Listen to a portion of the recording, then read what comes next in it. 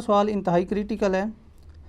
عموماً اہل تشیع حضرات کی جانب سے بات اٹھائی جاتی ہے کہ ایک طرف تو اہل سنت حضرات ام المومنین سیدہ عائشہ رضی اللہ تعالیٰ عنہا کو اتنی رسپیکٹ بھی دیتے ہیں اور جنگ جمل کے حوالے سے ان کے حق میں اجتہادی غلطی ہونے کو دلیل بنا کر ایک اجر کی بشارت بھی دیتے ہیں، جبکہ دوسری طرف انہی سیدہ عائشہ رضی اللہ تعالیٰ عنہا کے قاتل امیر شام معاویہ ابن ابی سفیان کو حضرت اور رضی اللہ تعالیٰ عنہ کے القاب سے بھی نوازا جاتا ہے۔ کیا اہل سنت کا یہ دورہ معیار منافقت پر مبنی نہیں ہے؟ دل پر ہاتھ رکھ کر انصاف کے ساتھ اس سوال کا جواب دیں۔ دیکھیں میرے بھائی، میں بار بار کہتا ہوں کہ ہم ہیں قرآن حکیم کی روح سے جو بات ہوئی ہے، اولو العلم قائما بالقسط، اہل علم انصاف پر قائم، ٹروتھ لور، سچائی سے محبت کرنے والے۔ تو ہم سے کوئی ایکسپیکٹ نہ کرے کہ ہم کسی مکتبہ فکر کو سپورٹ کرنے کے لیے سچائی کے اوپر پردہ ڈال دیں گے اور حق سے اناد کریں گے۔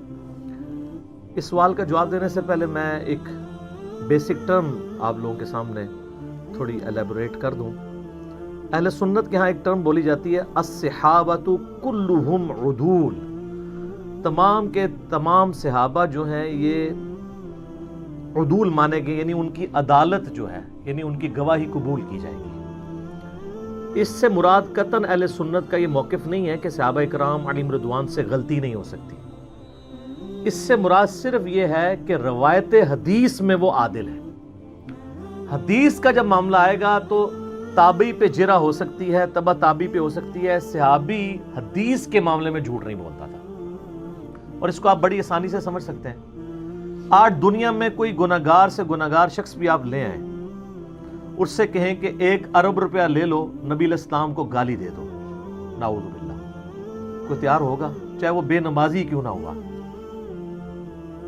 اسی لیول کا ایک گناہ صحابہ کرام میں کوٹ کوٹ کے نبی علیہ السلام نے بھرا تھا، جو حدیث متواتر ہے، بخاری اور مسلم دونوں میں حدیث ہے، اور مسلم کی پہلی حدیث ہی مولا علی رضی اللہ تعالیٰ عنہ علیہ السلام سے یہی ہے کہ جس شخص نے میری طرف جھوٹی حدیث منسوب کی وہ اپنا مقام دوزخ میں دیکھ لے۔ صحابہ کرام سے بڑی غلطیاں بھی ہوئیں، لیکن یہ غلطی ان سے نہیں ہوئی ہے کہ انہوں نے نبی علیہ السلام پہ کبھی جھوٹی حدیث باندھی ہو، کیونکہ ان کو پتا تھا کہ اگر ہم نے یہ کام کیا نا، باقی تو شاید ہمیں معافی مل جائے، ادھر ہمارا کوئی ظاہر ہے نبی علیہ السلام کے اوپر ہی تو تکیہ تھا۔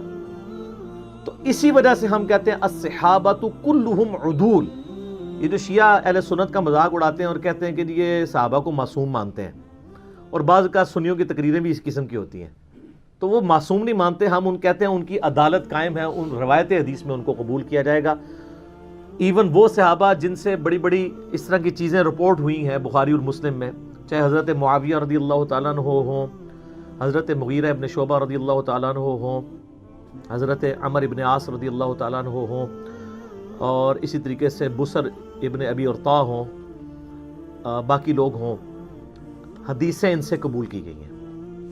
حتیٰ کہ میں آپ کو بڑی حیران کن بات بتاؤں، آپ سنن نبی داؤد کھولیں، انٹرنیشنل نمبر کے مطابق 4129 نمبر حدیث ہے۔ امام ابن سیرین تابعی المتوفہ 110 ہجری یہ حدیث روایت کرتے ہیں، اور حدیث روایت کر رہے ہیں حضرت معاویہ سے رضی اللہ تعالیٰ عنہ۔ حدیث وہ بیان کرتے ہوئے کہتے ہیں کہ نبی علیہ السلام نے درندوں کی کھالیں پہننے سے، ان پہ سواری کرنے سے منع کیا، یعنی یہ تکبر کی علامت ہے۔ حدیث بیان کر کے وہ ساتھ پھر کہتے ہیں وَكَانَ مُعَاوِيَةُ، یعنی معاویہ رضی اللہ تعالیٰ عنہ جو تھے، لا یتہم فی الحدیث عن رسول اللہ صلی اللہ علیہ وآلہ وسلم، ان سے حدیث روایت کرنے کے اعتبار سے ان پہ کوئی تہمت نہیں ہے، وہ متہم نہیں تھے، یعنی ایسا شخص جس پہ تہمت ہونا کہ جھوٹ بولتا ہے، یہ غلط بیانی کرتا ہے۔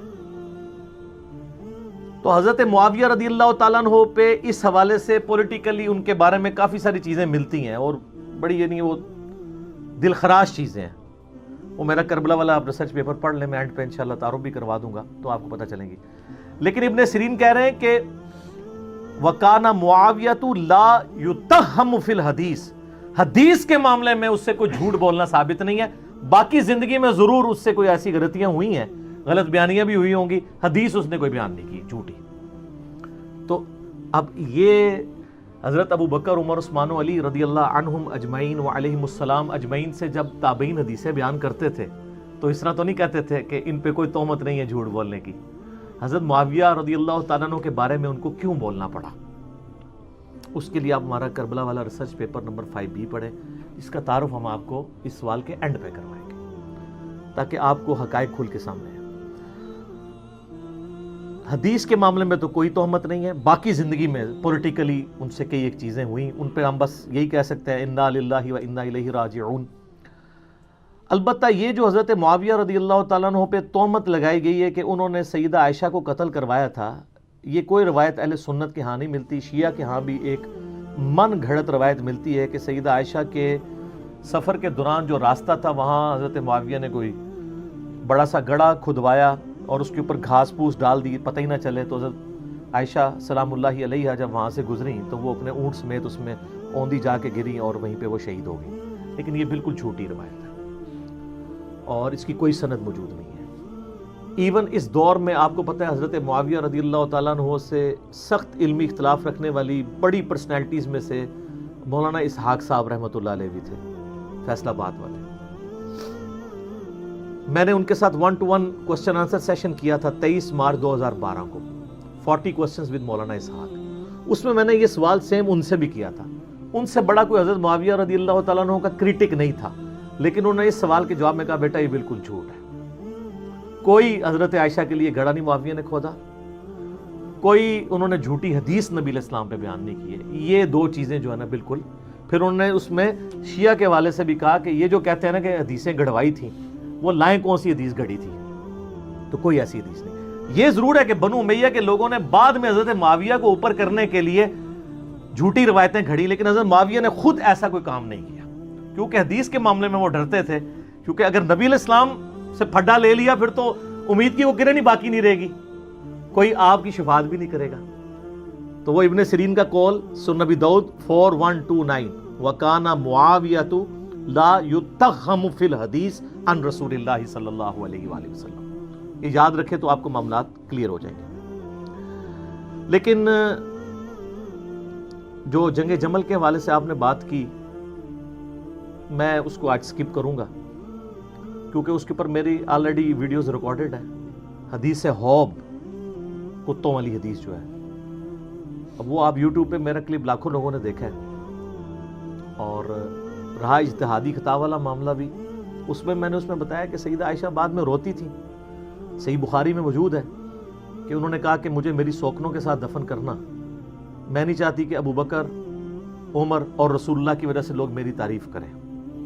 بخاری میں بس اتنی حدیث ملتی ہے. لیکن المصنف ابن ابی شیبہ میں ملتا ہے کہ انہوں نے یہی حدیث بیان کرتے ہوئے, یعنی یہ بات کرتے ہوئے کہا کہ مجھ سے رسول اللہ کی وفات کے بعد جو کام سرزد ہوا ہے وہ ایسا ہے کہ میں نہیں چاہتی کہ مجھے نبی الاسلام کے ساتھ حجرے میں دفن کیا جائے. اندازہ کریں. اس پہ شیخ البانی رحمہ اللہ اس حدیث کو سلسلہ احادیث صحیحہ میں لے کے آئے ہیں, اور باقاعدہ اس میں انہوں نے لکھا ہے, بڑی ڈیٹیل گفتگو لکھی ہے. انہوں نے کہا شیعہ تو 12 اماموں کو معصوم مانتے ہیں, سنیوں کی حرکتوں سے لگتا ہے یہ سارے صحابہ کو معصوم مانتے ہیں. یہ ماننا پڑے گا کہ حضرت طلحہ, زبیر, حضرت عائشہ سے غلطی ہوئی, اور حضرت عائشہ بعد میں شرمسار تھیں اور انہوں نے بخاری کی اس حدیث کو کوٹ کیا, مصنف ابن ابی شیبہ کی اس حدیث کو کوٹ کیا سلسلہ حدیث صحیحہ میں انٹرنیشنل نمبر کے مطابق 474 نمبر. اور اس میں وہ کہتے ہیں کہ جی یہ اس بات کا ثبوت ہے کہ سیدہ عائشہ شرمسار تھی اپنے اس سفر کے اوپر جو انہوں نے کیا. ظاہر قرآن میں تو واضح سورۃ الاحزاب میں حکم ہے نبی کی بیویوں گھروں میں ٹھہری رہو. خیر یہ ٹاپک الگ ہے, لیکن میں اس کو اس طریقے سے ایڈریس نہیں کرنا چاہتا, ورنہ وہ پھر ایک آج کے ٹاپک سے وہ چیز ہٹ جائے گی. سیدہ عائشہ کو تو قتل نہیں کروایا, وہ اپنی موت خود مری ہیں, اور یہ حدیثیں بخاری کی اس بات کا ثبوت ہیں کہ وہ باقاعدہ بلا کے اپنے نزع کے عالم میں وصیتیں عبداللہ ابن زبیر کو کر رہی ہیں.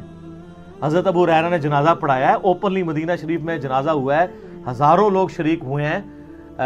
کوئی ایسی چیز رپورٹ نہیں ہوئی ہے کہ ان کو نعوذ باللہ اس طریقے سے قتل کیا ہو.